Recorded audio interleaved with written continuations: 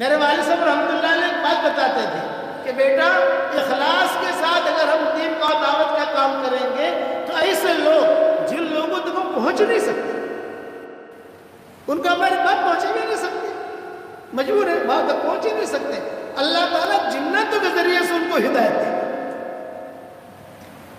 اور یہ قصہ ہوا میرے والد صاحب کے ساتھ، رات کو 2:30 بجے حضرت رحمۃ اللہ علیہ نے ہمارے ابا کو بلانے کے لیے بھیجا، 2:30 بجے سردی کی رات، میں چھوٹا سا تھا، کسی نے دروازہ کھٹکھٹایا، امی نے کہا ابا تو تمہارے بہت گہرے سوئے ہیں، تم جاؤ دیکھو کون ہے۔ تو دیکھا تو کوئی میواتی تھا، میں نے کہا بھائی میواتی ہے کوئی؟ کہ کیا کام ہے؟ یہ کہ حضرت جی بلا رہے ہیں، یہ قصہ بیان کر رہا ہوں، کسی کو کہنا مت، راز تک رکھنا، یہ بہت راز کا قصہ ہے، لیکن نہیں میرے ساتھ ہوا ہے۔ تو ابا کہتے تھے، ابا تو سوئے ہوئے تھے، میں نے میرے ابا کو دیکھا، ابا حضرت جی بلا رہے ہیں، اب 2:30 بجے حضرت جی بلا رہے ہیں، 2:30 بجے سردی کے رات۔ ابا نے کہا کہ کوئی خاص معاملہ ہے جو حضرت جی نے بلایا ہے، ورنہ حضرت جی نہیں بلاتے ایسے وقت، ملاقات کے ایک وقت ہوتا ہے۔ چنانچہ ابا نے کپڑے پہنے، تھیلی، ان کی تھیلی ساتھ رہتی تھی، تھیلی لی، اور پھر جب میں لے کے چلا تو پھر وہ میواتی جو آئے تھے بلانے کے لیے، حضرت جی نے بھیجا تھا، یہ فرمایا کہ مولوی صاحب میں لے کے جاؤں گا۔ ابا نے کہا نہیں میں میرے بیٹے یونس کے ساتھ جاؤں، تم بھی چلو ہمارے ساتھ، یونس بھی رہے گا سر۔ وہاں گیا تو وہاں جانے کے بعد کمرے میں جو گئے تو حضرت جی رحمۃ اللہ علیہ بیٹھے اکیلے، اور سامنے لمبی لمبی داڑھیاں، امامے، لوگ بیٹھے ٹھہر، پرانا مرکز تھا اس وقت۔ تو ابا تو سلام کر کے بیٹھ گئے، ساتھ میں میں بھی بچہ تھا، تو یہ چیز ہمیں کہاں پتہ چلے کہ کیا چیز ہے، میں بھی چلا گیا، حضرت پہچانتے تھے مولانا کا بیٹا ہے۔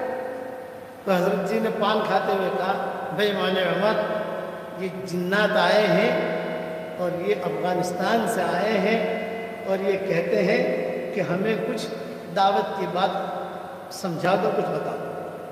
تب مجھے تو کچھ آتا نہیں، حضرت جی کہتے میں تو کیا بیان کروں، دعوت کی زبان تو تم ہو، جو تھوڑی سی بیان کر دو۔ تمہارے ابا جو حضرت جی جیسے ایسے بیٹھے تھے، سارے جنات سامنے بیٹھے، اور وہ جنات کا نام لیا تو ہمارا بھی پیشاب نکل رہا، ارے میں نے کہا یار یہ ابا کہاں لے آئے، ابا کہاں لے آئے؟ آدمی فطری چیز ہے۔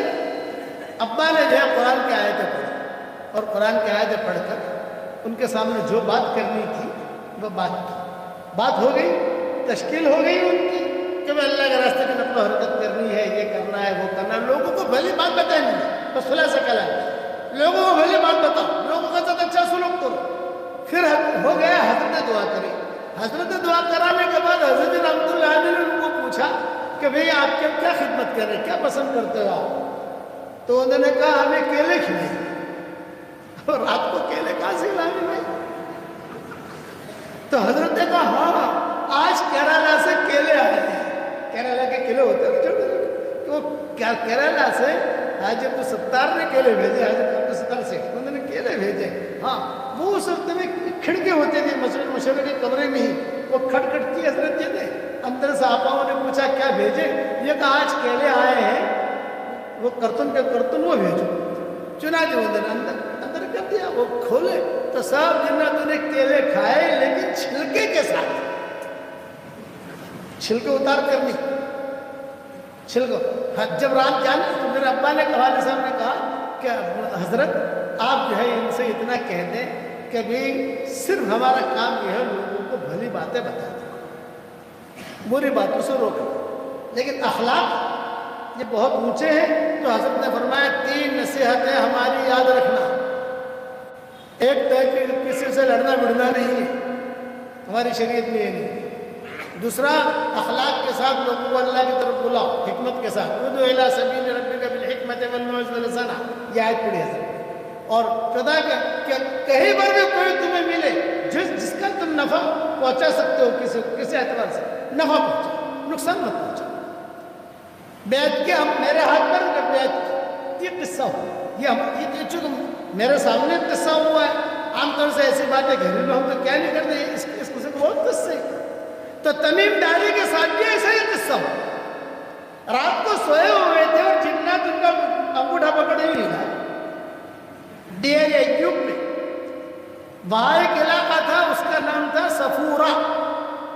تو وہاں صفورہ میں کپڑا بنتا تھا، یہ کپڑا لینے جاتے تھے، اسی لیے سفاری ہے نا کپڑا، وہ وہیں سے چلا. تو وہاں وہ کپڑا لینے جاتے تھے تمیم داری. اور جنات کے پاؤں ہلا رہے، سونے نہیں دیں گے، سونے نہیں دیں گے، سونے نہیں دیں گے.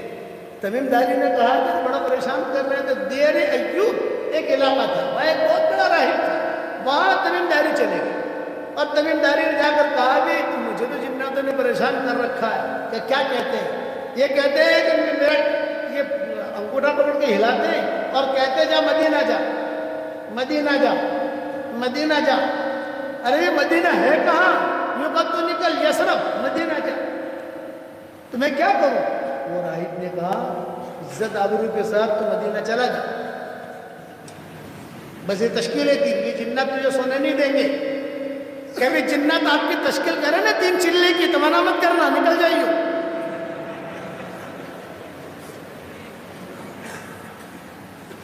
چنانچہ تمیم داری کہتے ہیں کہ میں نے مدینہ کا ارادہ کر لیا. جب میں نے مدینہ کا ارادہ کیا، جب میرے دل میں آیا کہ وہاں حضور صلی اللہ علیہ وسلم ہے تو مجھے ہدیہ لے جاؤں. کیا ہدیہ لوں؟ بازار میں گیا دمشق کے، تو وہاں لال قیدیں رکھی ہوئی تھی، فانوس ہے نا ایسے چیزیں خوبصورت. 1 خریدی، 2 خریدی، 3 خریدی، 4 خریدی. اور میں جو ہے اس کو لیا، تو دکاندار بہت ہوشیار تھا. اس نے کہا یہ بغیر تیل کے نہیں جلے گی، تیل بھی لے لے. اس کو دھندا کرنا تھا، تیل بھی لے. تو تمیم داری نے کہا نہیں تیل تو میں وہاں مدینہ سے خریدوں گا. ہاں اٹھا کے لے جاؤں یہاں سے. روانہ ہو گئے. اب روانہ ہوئے تو کہاں دمشق اور کہاں مدینہ منورہ، بہت لمبا سفر. اور اونٹنی پر اکیلے، خوبصورت آدمی، نوجوان آدمی، کوئی نہیں اکیلے. تمیم داری کہتے ہیں کہ میں روانہ تو ہو گئے تھے کہ جنات کہا تھا کہ جب تک تو مدینہ پہنچے گا نہیں ہم تجھے چھوڑیں گے نہیں، تو مدینہ جا.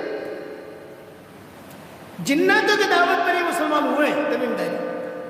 اب میں راستے میں بھوک بھی لگتی تھی. جنات نصرت والی جماعت بن کر آتے تھے. نصرت والی جماعت ہوتی ہے، کیلے بھی لاوے، کھجور بھی لاوے، بھئی ہمارا آدمی. یہاں تک مدینہ منورہ پہنچا. اب مدینہ منورہ پہنچا، تھکا ہارا، ناخن بھی لمبے ہو گئے، بال بھی لمبے ہو گئے، بہت ہی کمزوری. وہاں پہنچا، مدینہ والوں نے دیکھا کوئی اجنبی آدمی آیا ہے. مدینہ والوں نے کوئی دھیان تو دیا نہیں، لیکن جب میں بیٹھا رہا دیکھتا رہا. اور مدینہ کی مسجد نبوی جو ہے یہ کچی تھی، میں دیکھتا رہا. لوگوں سے میں نے پوچھا ایوکم محمد، تمہارے میں محمد نامی آدمی کون ہے؟ خاموش رہا. یہ دروازے سے آئے، مغرب کا وقت ہوگا، ابھی دروازے سے آئے. میں بیٹھا رہا. حضور صلی اللہ علیہ وسلم نکلے. جب حضور صلی اللہ علیہ وسلم نکلے، میں نے آپ کا چہرہ دیکھا. آپ کا چہرہ دیکھتے ہی اسلام میرے دل میں داخل ہو گیا.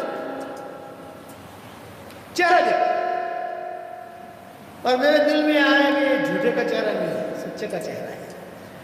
اب حضور صلی اللہ علیہ وسلم نے مغرب کی نماز پڑھی. مغرب کی نماز پڑھانے کے بعد میں چلا گیا.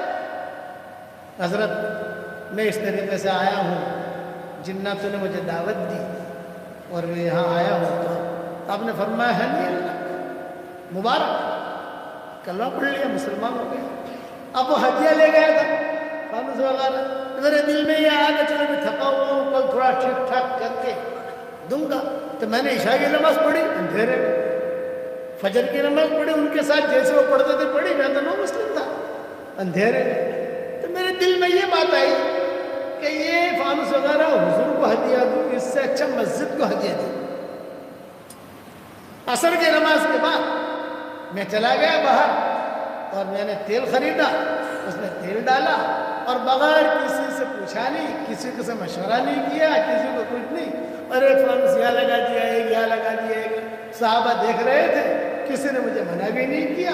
اور حضور صلی اللہ علیہ وسلم جو ہے مغرب کی نماز پڑھانے کے لیے نکلے تو حضور صلی اللہ علیہ وسلم نے دیکھا کہ وہ ہماری مسجد میں چراغ، ہماری مسجد میں ایسا تو کوئی ہوا نہیں، پہلی مرتبہ. بھئی یہ کس نے کیا سب؟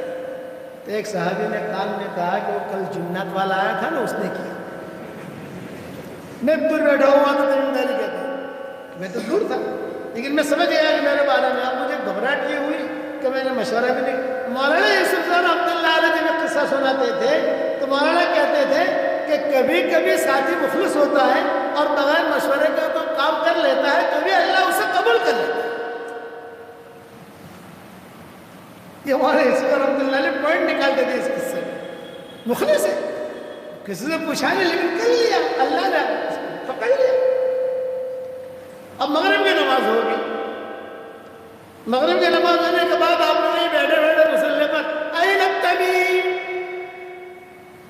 بہت تیری میرا نام جو آیا بھرے مجمع میں گھبرایا کہ آج تو پٹائی ہوگی یا مدینہ سے نکلنا پڑے گا. اور این التمیم, اللہ تعالیٰ لڑکے دے گا تو جریر بھی نام رکھنا اور تمیم بھی نام رکھنا, یہ برکتی نام ہے. سمجھ گئے آپ؟ ارے ہاں تو بولو یار, امداد میں لڑکے پیدا ہوتے ہی نہیں ہوتے.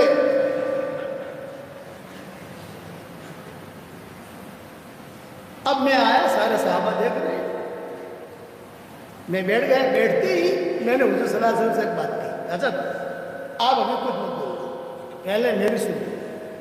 یہ میں نے کیا ہے, آپ مسجد کے متولی ہیں, میں نے آپ سے پوچھا نہیں, حالانکہ پوچھنا چاہیے. کچھ بھی میں نے بس پوچھا نہیں, بغیر پوچھے بغیر مشورے کے کام میں نے کر لیا. بس ایک درخواست, اگر خیر ہے تو یہ اللہ کی طرف سے, اور اگر شر ہے تو میری طرف سے, معاف کر دینا مجھے. آپ نے کیا جواب دیا؟ لا لا لا لا تمیم, یہ بات نہیں ہے, بلکہ تیرے اس کام سے مجھے اتنی خوشی ہوئی کہ اگر کوئی میری بیٹی ہوتی تو میں تجھے اپنا داماد بنا لیتا.